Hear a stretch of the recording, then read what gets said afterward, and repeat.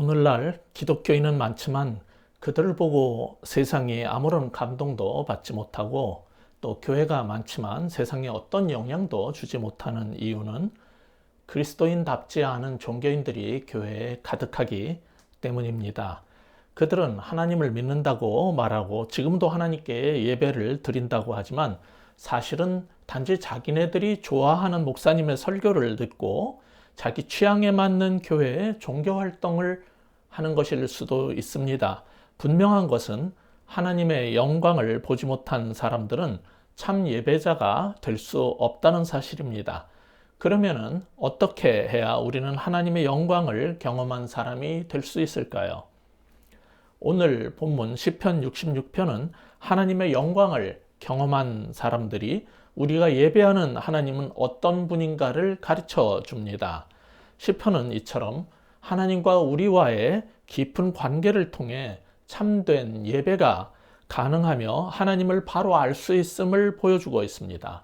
먼저 3절, 5절을 다시 읽어보겠습니다. 3절입니다. 하나님께 아뢰기를 주의 일이 어찌 그리 어미하신지요. 주의 큰 권능으로 말미암아 주의 원수가 주께 복종할 것이며. 5절도 보시면 와서 하나님께서 행하신 것을 보라. 사람의 아들들에게 행하심이 어미하시도다. 우리가 하나님을 찬양하는 이유를 하나님이 행하신 위대한 일 혹은 그의 행하심의 어미하심을 보았기 때문이라고 합니다.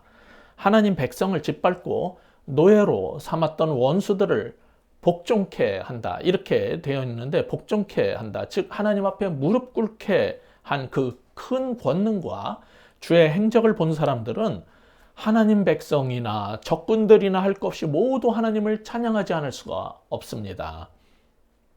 그러니 출애굽을 경험했던 이스라엘 사람들과 그 후손은 그 큰 권능의 여호와를 예배하지 않을 수 없었을 것입니다. 그들뿐만 아니라 오늘을 사는 우리 믿는 사람들의 삶 가운데서도 하나님은 지금도 행하신 일들이 너무나 많습니다. 우리가 우리의 삶 가운데 행하셨던 주의 일을 기억할 때마다 우리는 하나님의 영광을 찬미하지 않을 수 없습니다.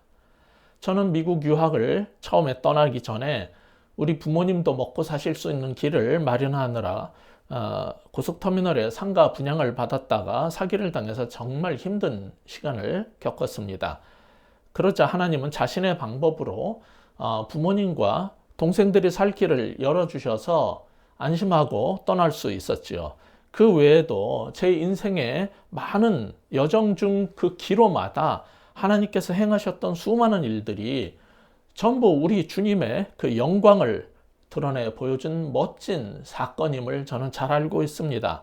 그런데 성경은 왜 주께서 과거에 행하셨던 어미하신 일을 통해서 우리가 하나님의 영광을 보고 예배하도록 그렇게 하시는 걸까요?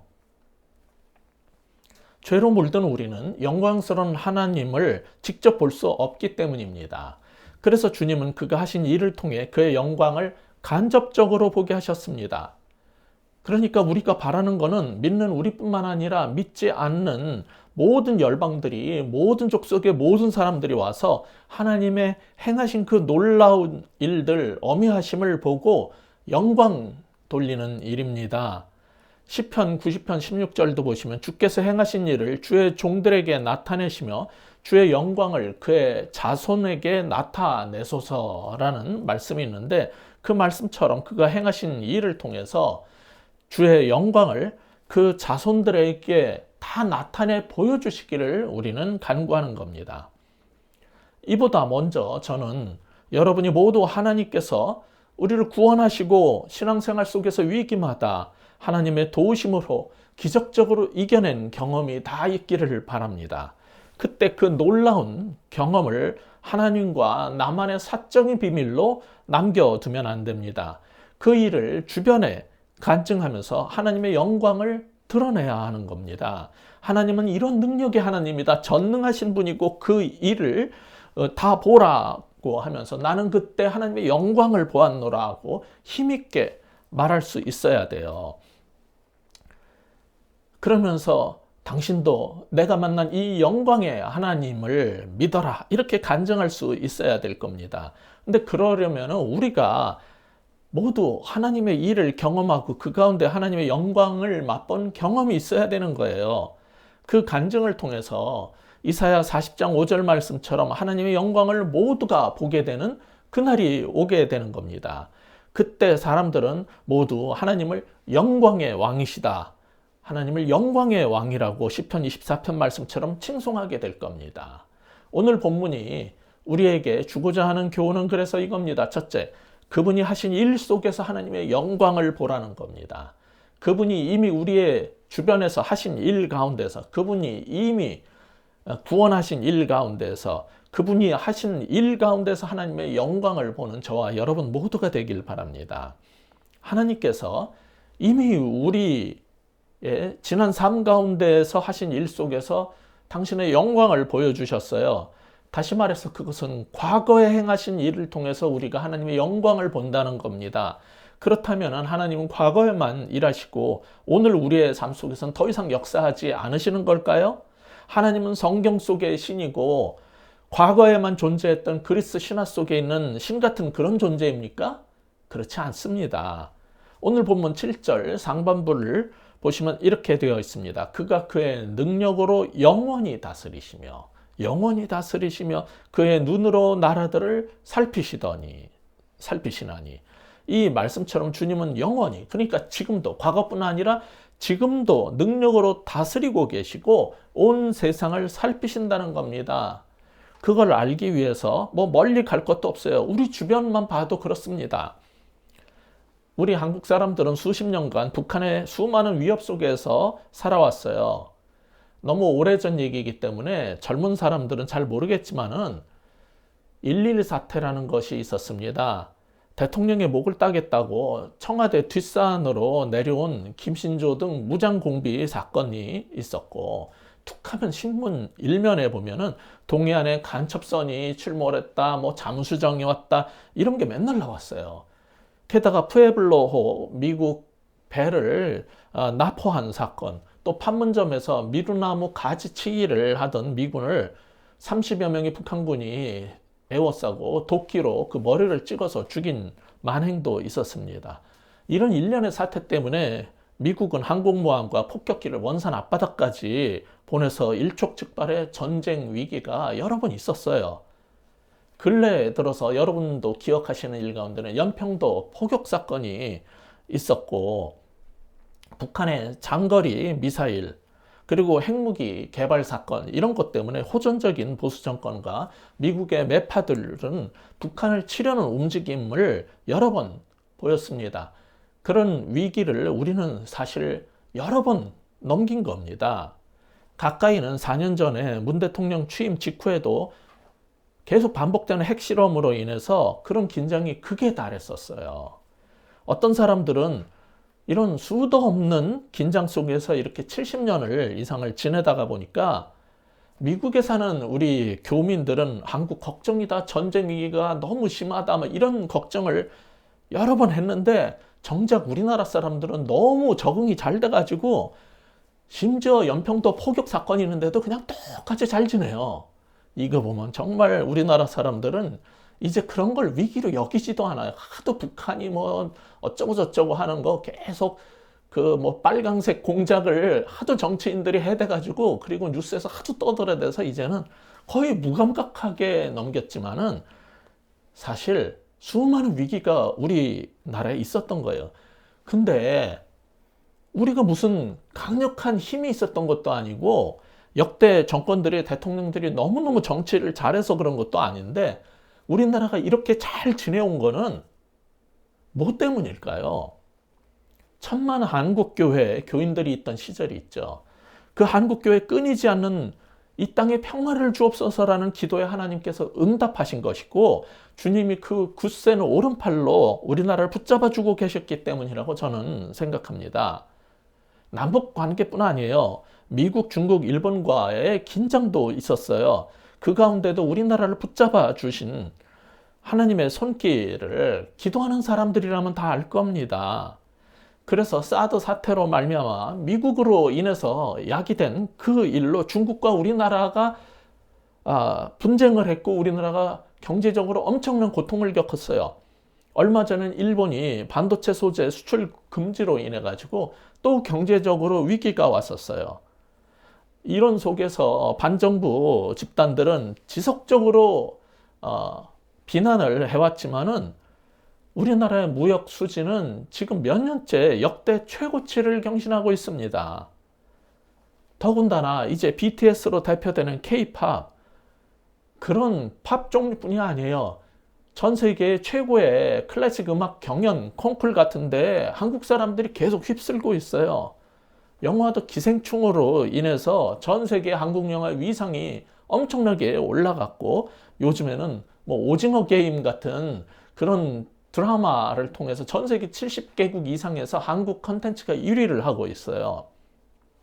거기에다가 화장품, 한국 음식 등 이러한 문화적인 영향력이 점차 커지고, 한동안은 자동차, 조선 수출 이런 것밖에 없었지만 이제는 반도체와 배터리 등으로 세계 굴지의 기술력을 바탕으로 해서 G7에 버금가는 위상을 갖게 됐습니다.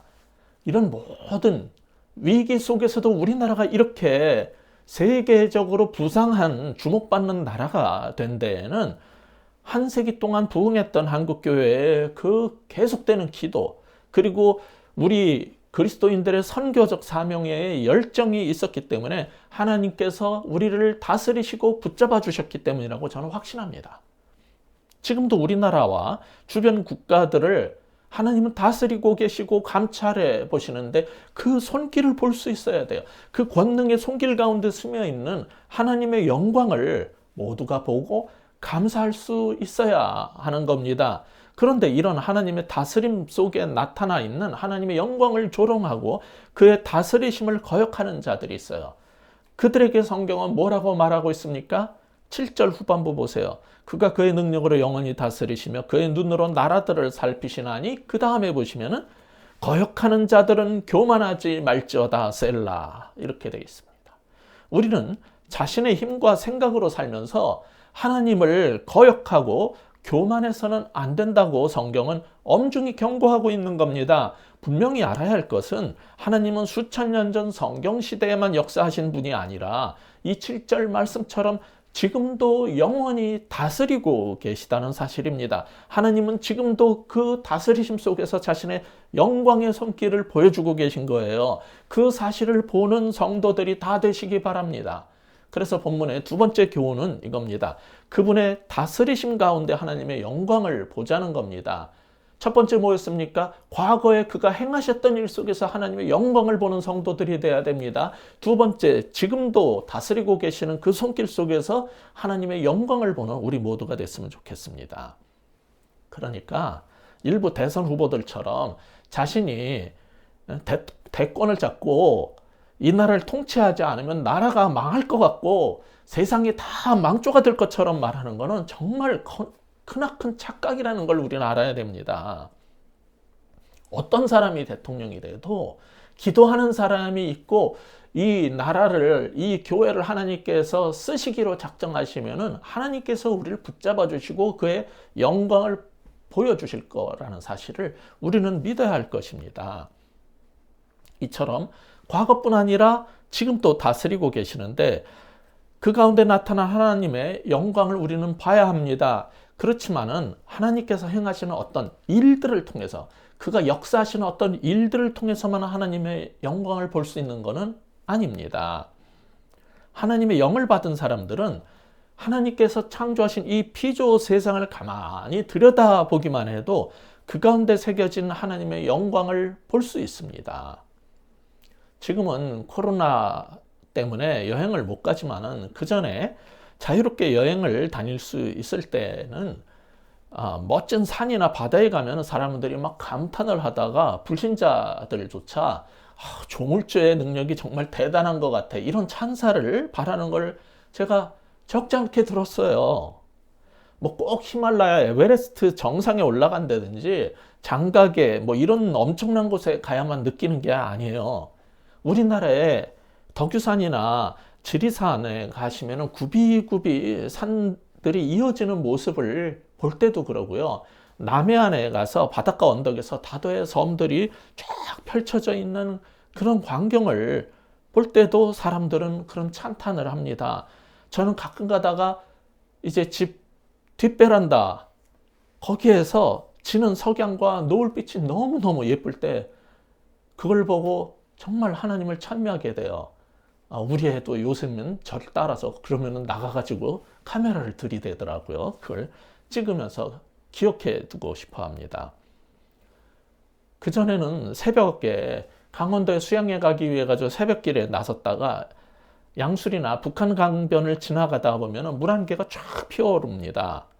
또 그걸 볼 때뿐 아니라 한적한 바닷가 백사장에 앉아서 파도를 계속 뚫어져라 보고 저 바다 건너에는 한국이 있지, 뭐가 있지, 이런 거를 생각을 할 때도 창조주의 그 영광의 언저리 속에 젖어들게 돼요. 제가 아이들을 길러보니까 아까도 말씀드린 것처럼 애들이 어렸을 땐 그런 걸 잘 모르더라고요. 근데 30대 중반쯤 되면은 모든 인간은 그런 게 서서히 눈에 들어오기 시작하는 것 같아요. 그리고 50대 되면은 대부분 자연 속에서 압도적 신비를 느끼기 시작하더라고요. 이거는 나이 들어서가 아니라 인생에서 성숙해지고 이제 무엇을 볼 수 있는 안목이 생기기 시작했다는 증거라고 저는 생각합니다. 우리는 꼭 그런 대단한 광경을 볼 때만 창조주의 신비와 영광을 느끼는 게 아니에요. 사람이 어릴 때는 화려한 장미꽃을 보여주면 예쁘다라고 말하지만은 나이가 들면은 이제 동네 뒷동산을 걷다가 마주친 조그만 들꽃을 들여다보면서도 어쩌면 이게 이렇게 오묘할 수 있는지 창조주의 손길에 감탄하게 되는 겁니다. 그거를 계속 들여다보면 아니 어떻게 이렇게 꽃마다 예쁜 색을 가져?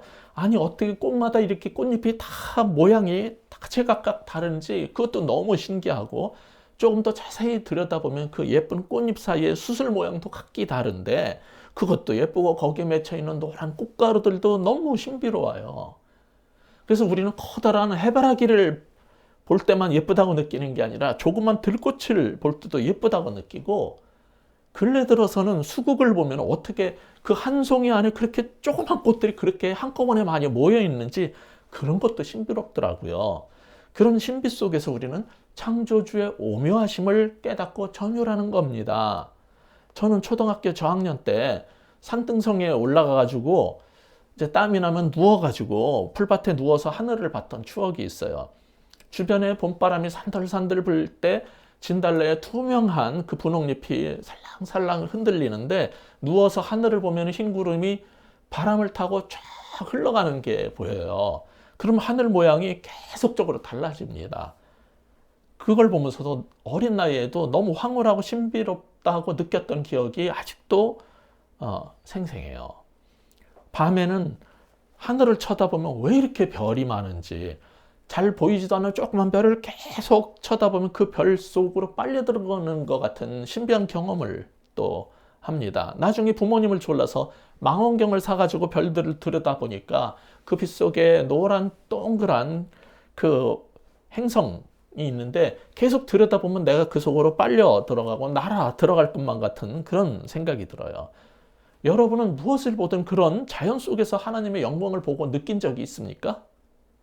누군가는 피조 세계 속에서 하나님의 영광을 보고 감격하며 주님께 영광 돌리지만은 교회 다니는 사람들 가운데도 그걸 보지 못하는 사람들이 있더라고요. 그건 사람들이 말하듯이 그냥 먹고 살기 바빠서이기도 하겠지만 바쁘지 않아도 그걸 보지 못하는 사람들도 있더라고요. 그런데 교회를 다니고 기독교인이라면서도 산과 들과 물과 하늘에 가득한 하나님의 피조물 속에 새겨져 있는 하나님의 그 창조주의 사인, 그의 서명을 보지 못하는 건요. 눈이 있으나 보지 못하는 불행입니다. 시편 19편 1절은 하늘이 하나님의 영광을 선포하고 궁창이 그의 손으로 하신 일을 나타내는도다 그러는데도 말이에요. 시편 72편 19절도 온 땅에 하나님의 영광이 충만하다라고 시편의 기자들은 고백하고 있어요. 그러니까 하늘에 가득한 것은 태양빛만 있는 게 아니라 하나님의 존재를 드러내는 하나님의 영광이 가득한 겁니다. 그것을 모두가 깨달아서 주의 영광이 온 세계 위에 모든 사람 위에 높아지는 날이 속히 오기를 우리는 기도해야 할 것입니다. 따라서 오늘 본문의 마지막 교훈은 이것입니다. 그분의 창조하심 속에서 하나님의 영광을 보라는 것입니다. 첫 번째 무엇이었습니까? 그가 행하셨던 과거에 그가 하셨던 일 가운데 하나님의 영광을 보는 여러분 다 되기 바랍니다. 두 번째, 지금도 역사하고 계시는 하나님의 다스리심 속에서 그의 영광을 보십시오. 그리고 그런 일하실 뿐 아니라 모든 하나님의 피조세계, 그의 창조 속에 나타난 하나님의 영광을 보는 눈을 가지시기 바랍니다. 30몇 년 전 제가 이제 MDiv를 마치고 목회하다가 켄터키주 루이빌에 있는 서던 베프티스트 테올로지컬 세미너리에 처음에 박사과정을 하러 갔을 때였어요. 그때 알던 목사님이 데려다 줘가지고 잠시 토마스 멀튼이 수도했던 그 수도원을 들른 적이 있습니다. 늦은 오후 어두운 수도원 안에서 한쪽 창으로 햇빛이 사선으로 내려앉고 조용한 곳 안쪽에서는 낭낭하게 성경 읽는 소리가 겹쳤는데 누가 뭐라고 저한테 그런 것도 아니에요. 저는 그냥 단지 그 수도원에 발 한 걸음을 내디뎠을 뿐이에요. 근데 그 순간 저는 하나님 임재의 전율을 느꼈어요. 그것은 하나님의 백성만이 경험할 수 있는 하나님의 영광에 감전되는 순간이었습니다. 그 순간을 저는 지금도 잊을 수가 없어요. 미술품을 전문적으로 감별하는 사람들은 멋진 작품 한 구석에 있는 서명을 보고 이것은 마티스의 작품이네요, 모네의 진품이다, 뭐 이렇게 확인을 하지만은 어떤 예술가들은 작품의 서명을 하지 않습니다. 그 천재적인 작가, 뭐 미술가요, 뭐 화가일 뿐 아니라 건축가요, 조각가로 명성을 날렸던 미켈란젤로는 20대 젊은 나이에 바티칸 성당에 그 남겨진 명작 피에타상을 완성을 했어요.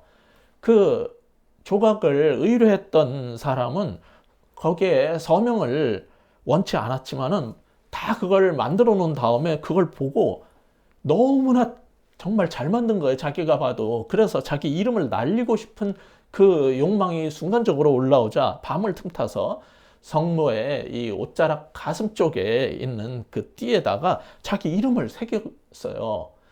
그 작업을 마치고 나오는 순간에 여명에 잠긴 로마 시내를 보게 됐어요. 그 아름다운 로마의 모습을 보고 그는 문득 깨닫게 됩니다. 천지를 창조하신 하나님은 이 위대한 자연에도 그 이름을 새겨놓지 않았는데 나는 이 보잘것없는 작품 하나에 연연해가지고 남몰래 이름을 새기려고 하는 존재구나 라는 걸 깨달았어요. 그리고 나서 그는 그 이후에 어떤 작품에도 이름을 남기지 않았다고 합니다.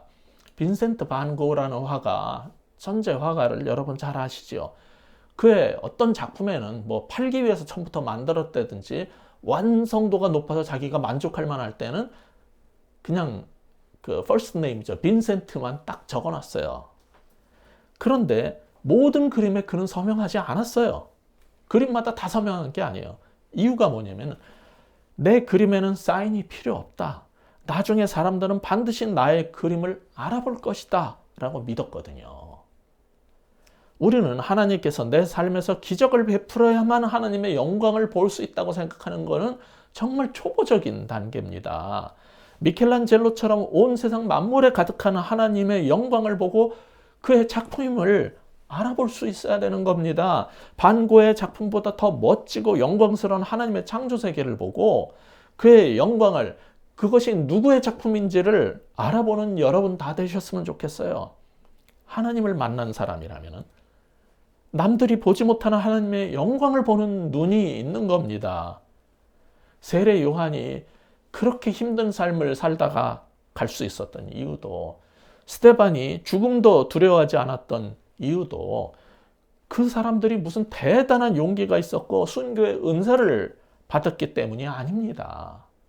사도행전 7장을 보시면은 스데반이 성령 충만하여 하늘을 우러러 주목하여 하나님의 영광과 및 예수께서 하나님 우편에 서신 것을 보고 말하되 보라 하늘이 열리고 인자가 하나님 우편에 서신 것을 보노라 한데, 스데반이 어떻게 순교할 수 있었다고요? 하나님의 영광을 받기 때문이라고 성경은 말합니다. 근데 스데반이 내가 지금 하나님의 영광을 본다라고 말하자 사람들이 어떻게 했어요? 그 이후 구절을 보시면 그들이 큰 소리를 지르고 귀를 막고 일제히 그에게 달려들어 성 밖으로 내치고 돌로 쳤다라고 성경은 말합니다. 죄인들은 누군가가 하나님의 영광을 봤다는 사실을 싫어합니다. 그들은 하나님의 영광 보는 것 자체를 두려워하고 싫어합니다. 그래서 누군가 하나님의 영광을 봤다면은 그를 없애버리고 죽여버리고 싶어 합니다. 그러나 하나님의 영광을 본 사람은 기꺼이 자기 목숨을 거기에 걸 수도 있는 거예요. 그런 게 바로 영성 깊은 사람들의 특징인 것입니다. 그리고 하나님을 모르는 사람, 하나님의 영광을 평생 보지 못한 사람들이 하는 짓들입니다. 여러분 모두는 하나님께서 하신 일 속에서 그리고 이 세상의 그의 피조 세계 속에서 주의 영광을 보는 모두가 되시길 주의 이름으로 축원합니다. 오늘 하루는 주 하나님 지으신 모든 세계라는 찬양을 온종일 흥얼거리면서 주의 영광 가운데 경건한 주일 하루를 보낼 수 있는 우리 모두가 되기를 바랍니다. 기도하시겠습니다. 하나님 아버지, 똑같이 지나가는 거리에서 똑같이 바라보는 하늘에서 똑같이 쳐다본 코스모스 속에서 누군가는 하나님의 영광을 보고 누군가는 아무 생각 없이 그저 먹을 것, 그저 살 것, 돈과 옷과 집과 차만 쳐다보고 사는 사람들이 있습니다. 하나님은 온 세상에 당신의 그 영광을 아로 새겨놓았는데 그 위대한 세상의 화포기에 서명된 하나님의 그 사인을, 그 영광을 보지 못하는 불쌍한 사람들 되지 않게 하여 주시옵소서. 우리 모두 하나님의 영광을 보고 정말 감격하며 하나님께 감사할 수 있는 모든 성도들 되게 하여 주옵소서. 바라옵기는 온 세상에 새겨진 하나님의 그 영광의 사인을 보고 모든 사람들이, 열방의 모든 사람들이 주님 앞으로 나와서 하나님의 영광을 찬미하고 하나님 앞에 무릎 꿇는 그러한 일이 속히 벌어지게 하여 주시고 우리가 본 영광을 간증하며 그런 날을 앞당길 수 있는 모든 성도들 다 되도록 주님 함께하여 주시옵소서. 힘 주시옵소서. 예수 그리스도 이름으로 간절히 기도하옵나이다. 아멘.